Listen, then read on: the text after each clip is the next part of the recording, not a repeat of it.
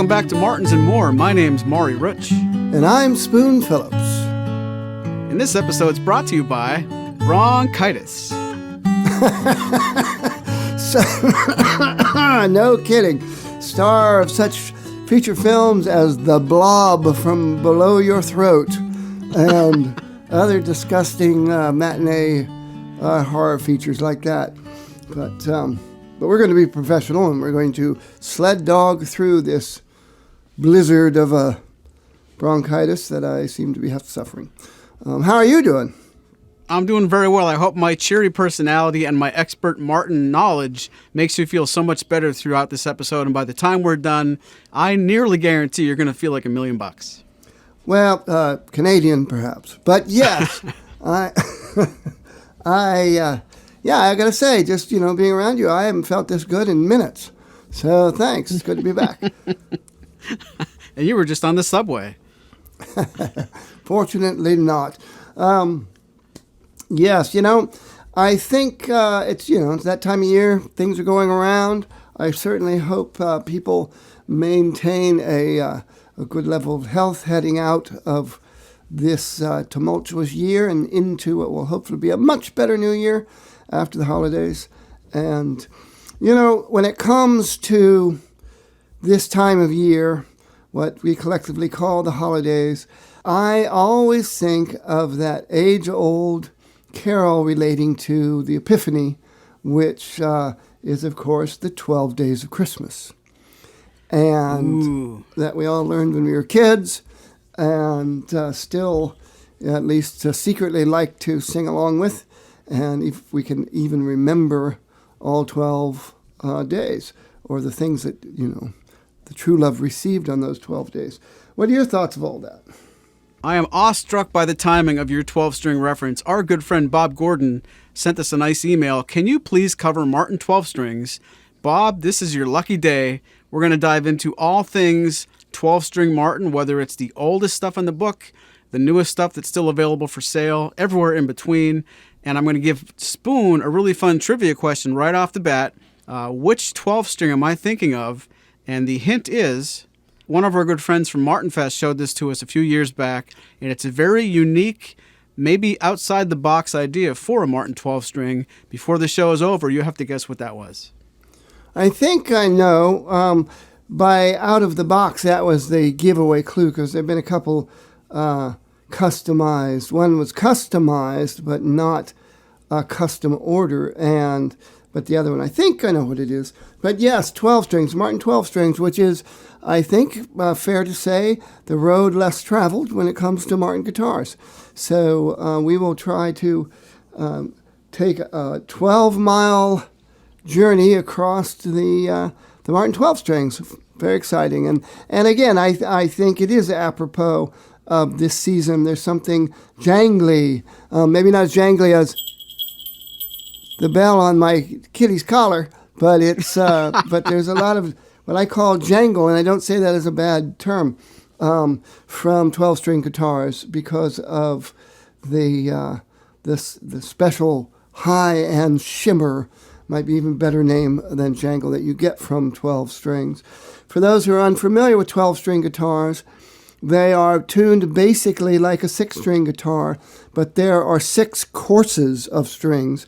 And if you're not familiar with that term from stringed instruments, where a 6-string guitar, each string is a different note and has a different timbre to the sound because the thickness of the string is different, and because you have a combination of strings that are just steel wires, the 2 treble strings, and then you have strings that are a steel wire or have some other kind of core that then have some sort of metal wrapping around them, the wound strings, as we call them, that typically have an alloy of sort of brass alloy of one kind or another. And they give you 6 different tones. Well, a 12-string guitar, the modern version of a 12-string guitar, the lowest string, the low E string, is doubled so that it has a thinner string next to it that's also tuned to the same note, but it's an octave above. And the A string does the same thing. And the D string does the same thing. And then you get into the G string, can do the same thing, doesn't always have an octave higher. Sometimes it's doubled depending on what kind of strings you get. And then those last two wound strings, the E and the B, they are in unison, so they don't get a basically harmonizing extra octave string, if I explain that correctly. So it's a really full, lush sound, but because of those higher strings, those octave strings, you get these really nice treble array, a sonic array, and of course, interesting harmonies that come out of all of those amazing overtones that radiate out of a guitar like a Martin guitar, which tends to have a lot more sonic resonance and sympathetic harmonic resonance than you get from a lot of other makes of guitars. Very well said. And I wonder when our listeners hear what you just talked about and when they put the idea of a Martin 12-string in their mind, do most people think of Dreadnought? I'll be honest, I do. But in doing some preparation for this episode, I went back and looked at all the Martin 12-strings that Maury's Music ever had for sale, along with some of the guitars that came and went before we actually became a store. And I was pleasantly surprised at how many Martin guitar 12-string models were not built on the Dreadnought platform, more than I thought. Well, it is interesting. I think people think about the Dreadnought size, the size D that Martin invented originally as a slope shoulder 12-fret instrument in the 19-teens for a musical department store. Martin didn't actually offer a Dreadnought model under their own brand until that store went out of business in the Great Depression. So it wasn't until 1931 that Martin offered a Dreadnought in their own bodies, under their own brand name. And then in 1934, they came out with the square shoulder Dreadnought that we think of today, 14-fret Dreadnought that we think of today. And it's funny because I don't necessarily think about Dreadnoughts as 12 strings when I think of Martin, mainly because they came pretty late to the 12-string and because other makers, most notably Gibson and Guild, and then later on Taylor, 12 strings were typically in big jumbo bodies, and Martin eventually followed suit with that as well. But you are correct, they started out making, well, I'll say in the modern era, they started out making Dreadnought 12 strings. And for some time, the only Martin 12 strings you could get were Dreadnoughts before they branched out. But maybe we're getting ahead of ourselves here. Let's in that case, let's jump all the way to today. So let's talk about what Martin 12 strings are actually available for sale now. How many can you name off the top of your head? Currently, the 12-string guitars that are available for sale from Martin Guitar are the Grand J16E, the HD 1228, and the DX2E 12-string, which I just showed on a very recent episode of Guitar Store Virtual Tour. Those are the three that are actually in production as we're taping this episode.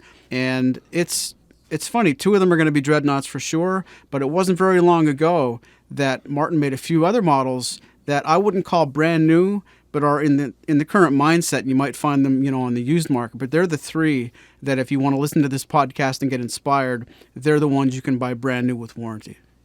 And I think when we go through this, we'll come back to those three and talk about them more in depth later on in the program as we kind of go over the basic idea of a Martin 12 string. And we have friends who love Martin 12 strings. We have my longtime friend Tony Phillips, who we both met because of the Martin Guitar Forum. You had met him at Martin, the very first Martin Fest, as we now call that event. And I had met him only less than 6 months before that. And even though he lived in Brooklyn, the same place that I do, and was always a big 12-string fan, and has had a wide variety of 12 strings of different brands, but being very Martin-centric, he's owned multiple, and I'm sure currently has multiple Martin 12 strings. Your partner in house concerts and cyber house concerts, Marshall Fleischer, another huge fan of Martin 12 strings, and has not just Martin 12 strings. He, I think anybody who knows him knows he was a big fan of the Byrds growing up, and has had his, and the Beatles, and had himself the Rickenbacker 12 string that similar to what George Harrison used, and that inspired Roger McGuinn and David Crosby to get them. And so he's gone through or owns, has owned a variety of really cool 12-string guitars. So I'd be curious to read the from our listeners that pipe into the YouTube version of this in their comments of what 12 strings they own, what Martin 12 strings they own or have always wanted to own, and of course them pointing out some Martin 12 strings that we're going to forget to mention during this program. And we're going to talk about going back to the beginning, but I'm not sure if you know what I mean when I say that, Spoon. Not the beginning of the Martin 12 strings, but as they say, you always remember your first. What's the first 12 string you ever came across in your guitar playing life? Well, that's a fascinating question. I will have to say that certainly the first one that I ever remember seeing and realizing, having some idea of what that kind of musical instrument was, had to have been Pete Seeger's 12-string guitar. And I'll tell you right now, Pete Seeger is very much responsible for Martin coming out with 12-string guitars at all for sale, even though he didn't play a Martin. His famous 12-string guitar was made by I should know his name, and I've always known his name, but it doesn't come to me right now, an English luthier in the southern England who custom made this extra long scale 12-string that he could tune down and play in baritone tunings.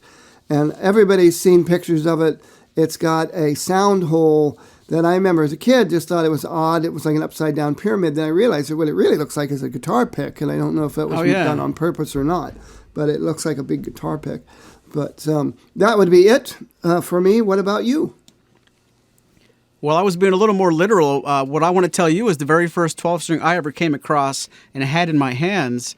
It's a little bit of a letdown, and I want to give a little bit of a shout-out. I don't know if it's a shout-out or if it's a dig, but one of my good friends long ago in college, my buddy Joe Kennedy, I think it was an Ibanez 12-string, but he had it strung with 6 strings because once they broke, he just used it as a 6-string. So I thought, this is so cool. Wait, this isn't a 12-string? Yeah, it is. No, it's not. So my first introduction to, hey, let me try a 12-string, I could, but I couldn't. And that's been burned in my mind. But as long as I've known him, I don't know that I've ever seen 12 strings on that. And not that it was deliberate. But after that, I can't really remember the first time I ever played a 12-string, but I've seen them. And there are some, local artists around here in Schuylkill County and Panther Valley area where I live. I must have seen one on stage somewhere, but the first one I remember seeing was sort of a pull the carpet out of under you because it was just 6 strings. But it was a long time before I really gravitated towards 12 strings.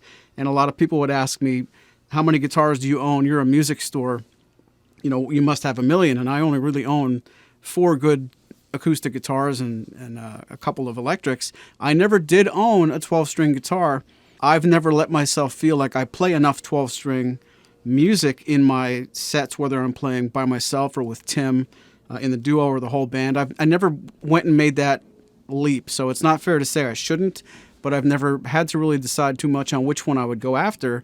And that's a question I want to ask for all of you guys in the YouTube version of this.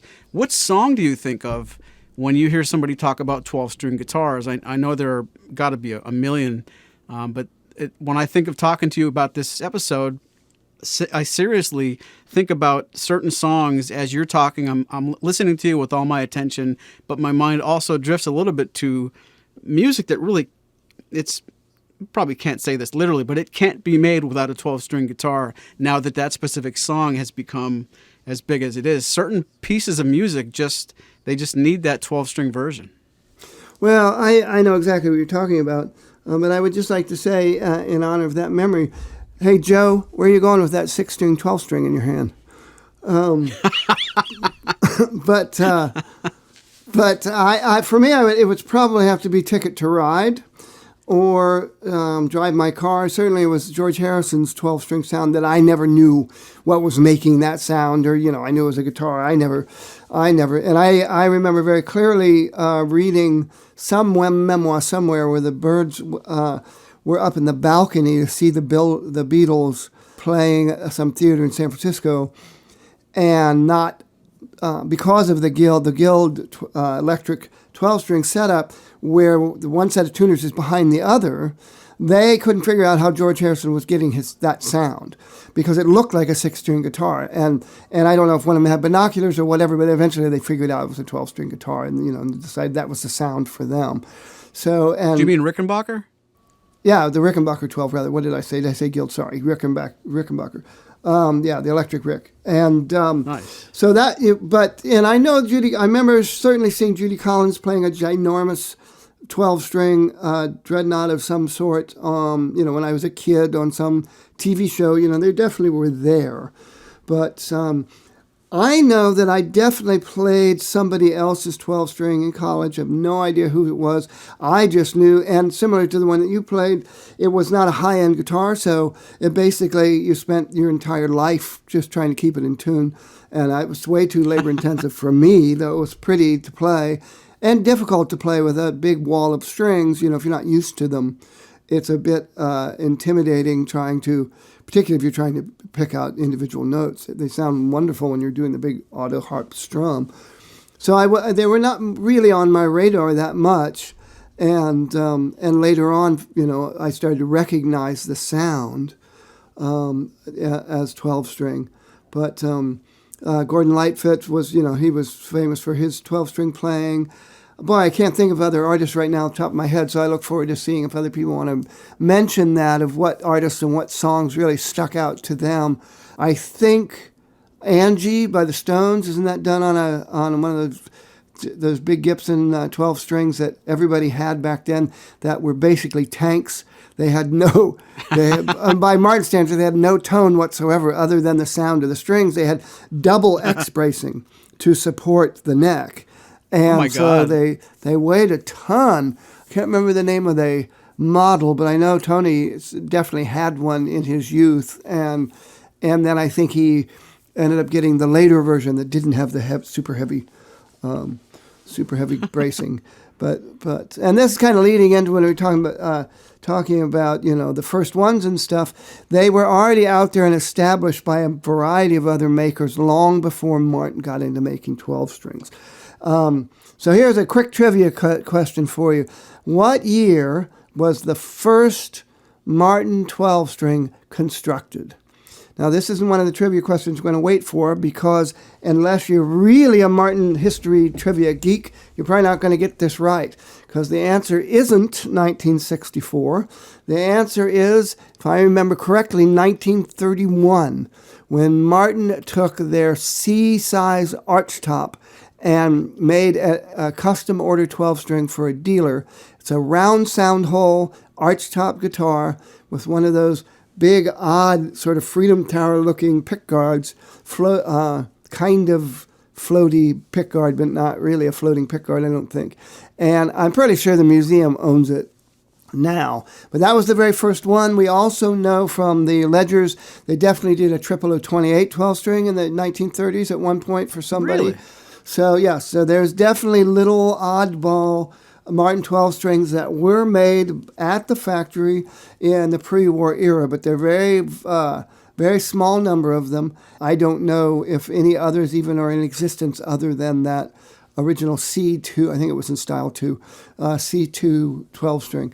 But anyway, so I always thought that was very cool, because I, like a lot of everybody else out there, thought that Martin's first 12 string was in fact the D1220, which came out in 1964. This is a slope shoulder. For all intents and purposes, it was a D18S, but a 12-string version of it. But it was they called it Style 20 because it had Style 28 backstrip. And there might be something about the purfling around the edge of the top is not exactly the same a style 18, or maybe even the rosette is style 28. From those of you who remember, style 18 and style 28 had different rosettes, and then for decades in the late 70s, maybe 80s onward, they had the same rosette for a long time. And now they're back to having a separate rosette in the standard series. But back then, the 18 and the 28 would have had separate rosettes, and I think maybe the D1220 has, I haven't seen one in a long time. That was the first Martin 12 string I ever played, and I enjoyed the heck out of it. That belonged to Tony Phillips as well, though I might have played one in some shop at one time, but the first time I really played one and recorded with it was the D1220 that Tony had. Now these are rosewood bridge and fingerboard. They have a wall of strings. They're not like modern Martins where the courses are a little closer together, the strings themselves, so they're easier to finger pick. Those older ones are more difficult to finger pick. But by that time, the 12-string mania was all over the place, thanks to people like Pete Seeger and Judy Collins and other people who were playing 12-string guitars in the big folk scene. But in the 1930s, Leadbelly was famous for playing his big old Stella 12 strings, which you talk about brick smokehouses. They weigh 10,000 pounds, and you could defend yourself against Vikings with those things. And people pay an awful lot of money to get that sound, which I don't think is a very good sound at all, but that's the sound he played when he was playing these inexpensive, overly built Stellas. And so that really, love of 12 strings go way back. Well, back into the 18th century even, 19th century rather, but not really until Leadbelly and a few other people were playing 12 strings in the blues circuit, and then the folks people took them over, and then the folk rockers like Roger McGuinn, they really took off then. And so Martin got on the bandwagon with the D1220 sloped shoulder mahogany dreadnought, big, wide, it's probably wider than 1 7/8 inch nut. I don't remember. Maybe it's 1 7/8, and short scale to really help combat that string tension. And the very next year, 1965, they came out with the D1235, which they came out at the same time. They came out with the D35 and the D35S. It's interesting they didn't put the S for standard body shape in the 12 strings. They just used the 12. So it's a D1235 that has Brazilian rosewood back and sides. It's got the extra purfling because of the 3-piece back. And otherwise the style, from that era, style 35 accoutrement. And back then they were still using the tortoise pickguard. Tony, I know, has had more than one D1235, 12-fret short scale. Magnificent guitars, and unless I'm dreaming, he had one converted into style 45, as I recall. So he's got a basically style 45 Brazilian Martin 12 string as well. But those were the two for quite a while. Then they made some special ones here and there. So these were big 12-fret dreadnoughts, and then eventually, I wish I could remember the year. I should know the year. I'll blame the bronchitis, but they came out with the 14-fret D1228, and I don't remember when the first mahogany dreadnought 14-fret came out anymore. I should have looked this stuff up, but I didn't have time. People will certainly remember David Crosby's famous mahogany 12-string that was actually a D18 that he had converted into a 12-string. Yep. And was after Martin for years to do that, and they never did until he was old and a legend, and then they finally came out with a signature model version of it. But his 12-string was famously stolen, and then he got it back many, many years later. So cool 12-string story. Yeah, there's a cool video somewhere about that where he talks about exactly what happened, and they had to make a real effort to. They had to move the bridge so far that there's a big piece of the guitar's got to be hidden with a new pickguard and everything, right? Yes, exactly. And so, and I should also point out, they also did a D1245, again, this 12-fret guitar, and a D1241. These were all made in and around the late 60s, early 70s. and they have, and I guess the D1228 was the first one with a solid headstock. They typically had the slotted headstocks. So those, those 45s are extremely rare and very cool. They have the block and all that stuff, the block inlays. I'm really surprised to learn that the D1235 came before the D1228. Yeah, that's because in the 60s they were running out of what they felt was cosmetically good quality Brazilian, and so they were switching to the three-piece backs and to use up some of these old fantastic pieces of Brazilian rosewood. Some of them probably went back to the 19-teens. They still had hanging around the factory, and so the D35 was considered. Remember, they weren't making Pearly Martins at this time in the 60s. The D35 was the big flagship model, and that was cost more than the D28. Had the bound neck like the old 40s guitars did, and from the 30s, and so that was considered their big flagship model. So they didn't come out with the 28 until I don't even remember. I'm guessing.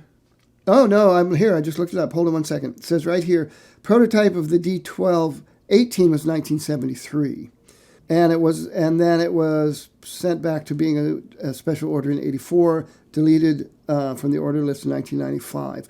Now, that's a 14-fret dreadnought with a solid peg head, mahogany. But the D28, let's see here. Let me just read you. This is from the book, Washburn book. Although the D12, D20, and D1235 were popular from the moment the 12-fret models appeared, their requests for Martin 12-string guitars in 14 frets. The D1228 had the same body design as the D28, but was braced to accommodate 12 strings. The neck was also D28 style, but 1 7/8-inch width at the nut. Original machines were Grover, thin lines, V135s, but M6 mini shallers were later added. Lighter bracing was introduced in 1986, so they are more heavily braced as a 12-fret model. Now, these were still short-scale guitars, I'm pretty sure, because of the string tension, but it doesn't actually give the exact date of when that was introduced.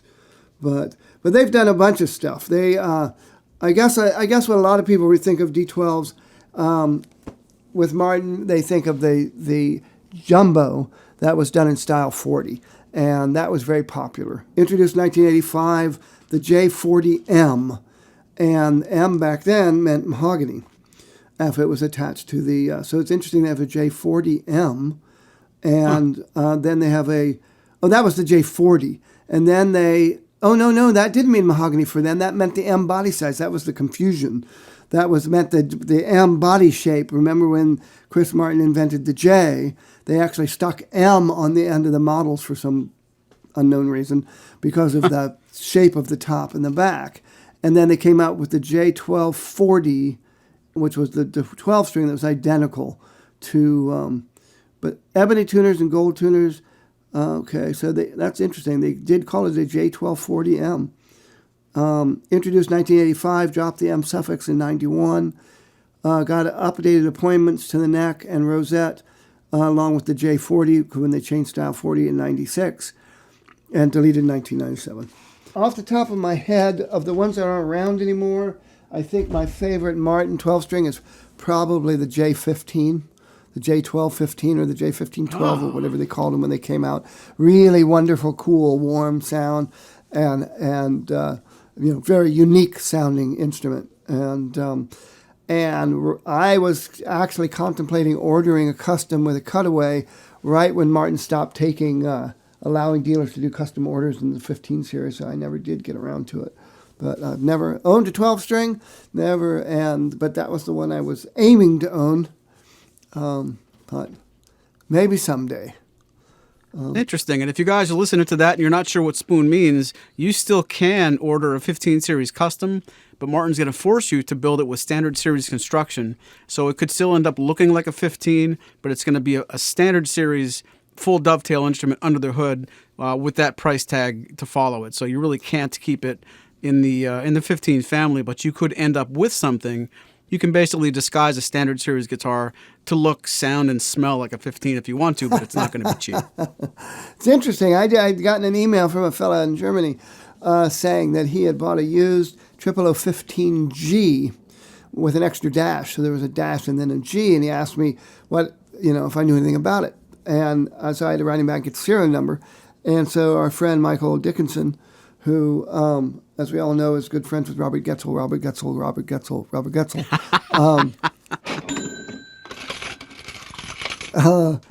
and just to name drop a little bit. And he looked it up for me, and it was a limited run by the European distributor. This was going back quite a ways, back when the 15s were all being made with Sapele, the pre-15Ms. But they had ordered it with, basically it was a gloss finish and an upgraded pickguard and upgraded tuning machines from the look of it, but otherwise with a 0015. But that was fun. I had never heard of that before. And so it was interesting to get the specs on that and be able to help him out. So feel free to write onemanonemans.com if you have any of those kind of odd Martin questions, and then I'll be happy to mail them to Maury to get the answer, and I'll take credit anytime.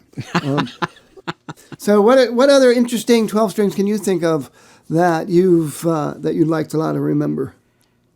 Well, you mentioned his name a few minutes ago, and it's just been something I thought about all week. Marshall Fleischer, our partner on Martin versus Martin, he has a really, really cool Grand J1240E, and it's so cool that he saw one up for sale. He actually emailed me to say, hey, listen, I know you're probably not shopping for guitars right now, but this is up for sale, and I got to tell you, of all the 12 strings I've ever owned, this is the best one by far.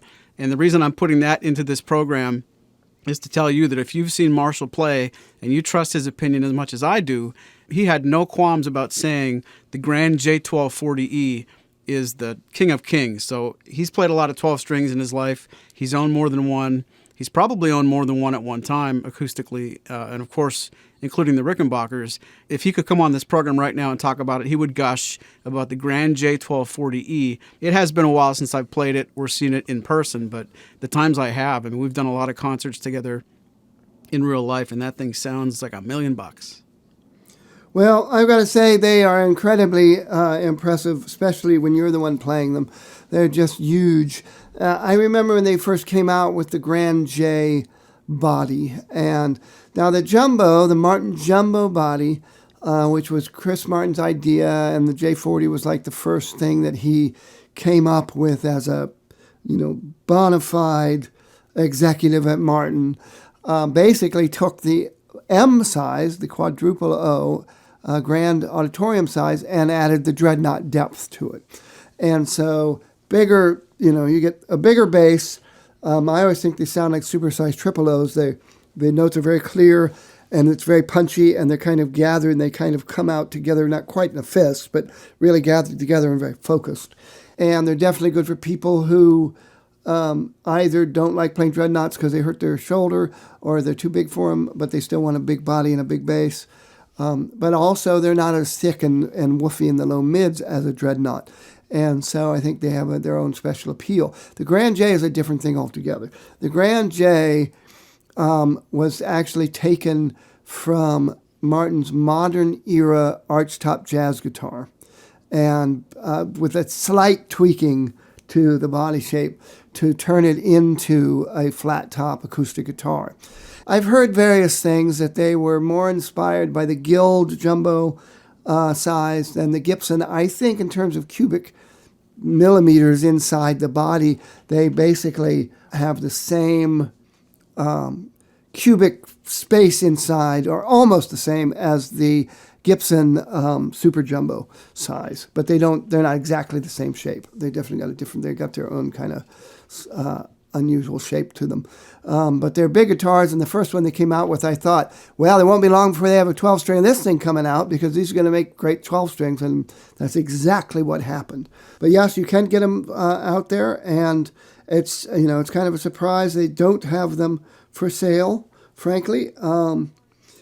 Even before that, I know he's a McGuinn fan. I don't remember, but I have to assume he bought, if he doesn't still own, the D1242 RM signature model.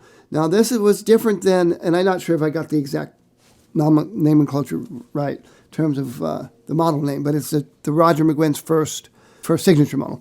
It's in style 42, and it's dreadnought size. And unlike all the other Martin 12 strings out there, the G strings are flipped like the Rickenbacker. That's what the Rickenbacker sound is different, because when you get to the G string, the high unwound treble string, the harmony string, is actually on top of the wound one. And all other Martin 12 strings and most 12 strings in the world, it's the other way around. And so they did that for, because of his prowess as the Rickenbacker sound that you attribute to, like their version of Mr. Tambourine Man and My Back Pages, and the other Dylan songs that they covered. And then some of he also had a second signature model that's a 7-string. That is a 6-string guitar, except it has that extra G string to give you that G string high harmony twang, which is a pretty cool guitar in its own right. But not. Well, hold on. Let me back you up there just so I understand, because if it's not fair to say if I missed it, someone else did, because sometimes I'm the only one that missed something. But you're talking about the octave strings being reversed versus the Rickenbacker is reverse of the Martin. Let me just make sure I catch what you mean. If you look at the guitar... I'm sorry. I may be wrong about that. Maybe it's not reversed on the Martin. It's reversed on the Rickenbacker. Maybe Martin didn't reverse it. Never mind. I think I made that all up. I don't know. I'm not correcting you, but Yeah, I'm pretty sure it's not reversed on the Martin, now that I think about it. I think now what I remember is they were talking about doing it. That's what it was. They were going to try to do it, and they couldn't make it work. So that's the kind of insider thing. But for our listeners, the it that you're talking about is if you're playing the guitar on your lap and you look like you want to strum a chord from the thickest string, the thickest E, down across the sound hole to the thinnest E, or E's, the very, very first string you're going to hit on a Martin 12 string is the high octave string, or it's the wound deep string? No, it's a high octave string. And okay. So I'm that's probably completely wrong. I think they talked about flipping the G string, and they experimented with it, and that either they didn't like how it sounded, or there was something about it that wasn't working the way that it works on an electric Rickenbacker. Well, I'll tell you the truth. I didn't realize any other 12 strings were different. I know that's the way that the 12 strings I've seen, but I didn't realize other brands had a flip. That's neat. Well, yeah, but it's not a flip. It's only that one string that was flipped. That's what was unique about the Rick 12. Yeah, that's really? What I'm saying. It's only that one string that's flipped. But of course, maybe it's my fever, and maybe I had a fever dream about the whole thing. And I'm going to wake up, and I'm going to say, Maury, and you were there, and Andrew, you were there, and Lori, you were there, and Scarecrow, you were there. Very, very cool guitars, but there have been some other really cool ones. The Richie Sambora signature models. This was the only time that they came out with a 6-string and a 12-string for an artist where they were different sizes. These were pretty cool. They have their own unique sunburst. The 6-string is an OM, and the 12-string is an M. So relatively shallow body 12-string, and only until very much of the modern era did Martin start experimenting with shallow body 12 strings, but to some very good effect. The current Grand J16, what's the official model name for that? Boy, I'm going to trip over this, but Grand J1216E that's my best attempt. But that guitar is infamous for 2 reasons. It's actually one of the best sounding surprises to me. I gushed about that when we first saw it because Craig Thatcher did a really good video about it in the Martin Museum, and I infamously got, beat up a little bit on the internet I did a quick video myself. At the beginning of the video said something like, "Is this the most comfortable Martin 12-string neck?" Uh-huh. And so many people took the uh-huh, and that little sound lives on the internet for all the worst reasons. But that guitar, every other Martin 12-string I've played, has a neck that's too uncomfortable for me to play at long lengths, and I haven't ever given it probably enough time to really get comfortable. But I can play something like an HD 1228. After a couple of songs, my left hand is fatigued. That Grand J1216E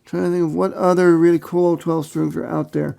Well, I did see, when the custom stops started doing those one-offs to bring to guitar shows and show at Martin Fest and Martin Owner Club stuff, played a really cool Maple OM 12-string that I would have absolutely loved. I'm sure me and What Army would have loved to have owned.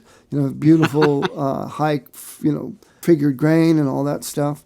But yeah, you can definitely get some very cool guitars. They don't have to be dreadnoughts. Martin will certainly every so often come out with smaller body 12 strings. So, and in this era of a lot of artists liking smaller guitars, I won't be surprised if we see that again sometime in the future. Well, I'm going to forget if I don't do it now. That's a beautiful segue. Talking about smaller body guitars, I began this show asking you a trivia question, and our listeners can certainly pipe in as well. Spoon, if I told you I was thinking about a very unique 12-string that we saw a couple of Martin Fests ago, one of our friends owns a very, I'll use the word oddball, idea for a 12-string, would you automatically know what I mean? Maybe. Are you thinking of something that was in style 35? I am not. Oh. Well, was it OM sized? It was not. Oh, well then I'm thinking of a completely different guitar. I'm pretty sure that there was something OM35-ish custom 12-string that somebody had at one year there. But maybe that's another fever dream. But go ahead, lay it on me. What am I forgetting? The answer is Stan's CEO7 12-string. Oh, that's right. Yes. How cool was that? Yes. Stan Entinger's very, very cool 12-string. Oh, man. Yeah, you caught me totally by surprise. That was awesome. That was freakishly good. Yes. Very good example of the 00L size with the longer slope shoulder body. And they give you a little extra bass oomph compared to a typical 00. The size is like in between a 00 and a 00, but it's got this kind of warm bottom end that you don't get out of either of those 14-fret designs, really. That's very cool. Short scale, 00L body size, but in a 12-string. I can't remember if everything that is the CEO7, with the only difference being the 12 strings. I forget if anything else was changed. Well, that's a good question, because I do know that he also had a custom that I thought was Cocobolo, and I don't remember now if it was the same guitar or not. So I may be getting mixed up with something else, with a different custom. I just remember the wood on the back was spectacular. It almost looked like a face. I actually call it the face of the Ent, since his name begins with Ent. Very like woody face in this really amazing pattern on the back. But I don't remember now if that was that guitar or not. It probably wasn't. That was probably a 6-string guitar, not the 12-string. But yeah, very cool. So just bear that in mind, people out there, if you're thinking about custom 12 strings. I talked about wanting a jumbo cutaway custom 12. Well, you can get them, basically any. I don't know if they'll do them in any size, but Martin will certainly consider doing custom 12 strings in any of their basic sides. Martin's made a GPC 12 string, in fact, though I don't remember, was it a GPC 412? I don't even remember now. Do you remember those at all? Yeah, I think the technical term was GPC PA12 PA4. Yes, thank you. And it's nice to know that someone still speaks Sumerian, ancient Sumerian, but it's in this time. But it's now that's got my head.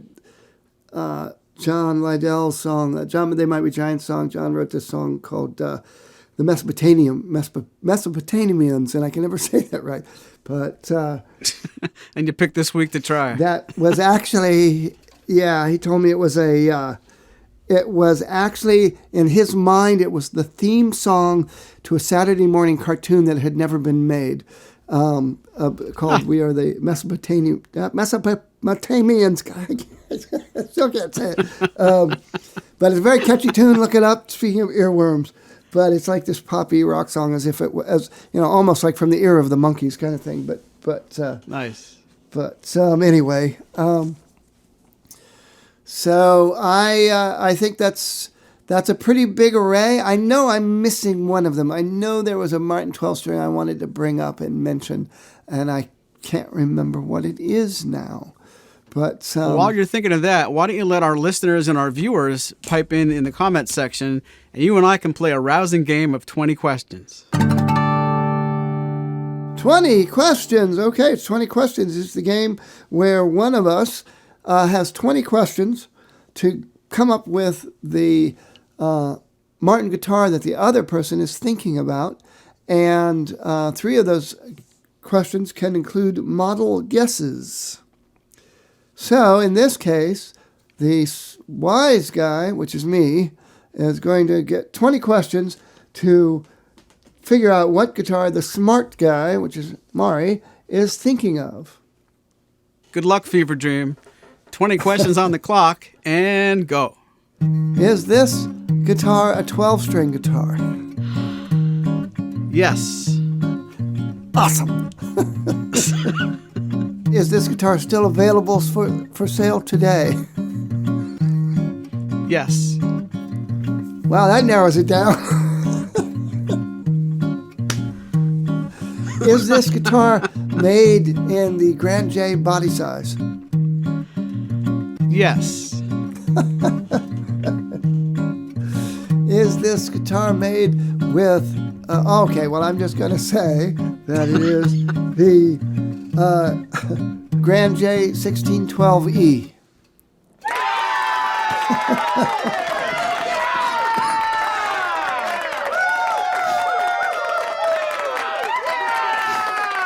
It's a new land speed record. That was awesome, Spoon. I wanted to give you something a little bit easier because you're not feeling well, but I didn't want to make it that easy.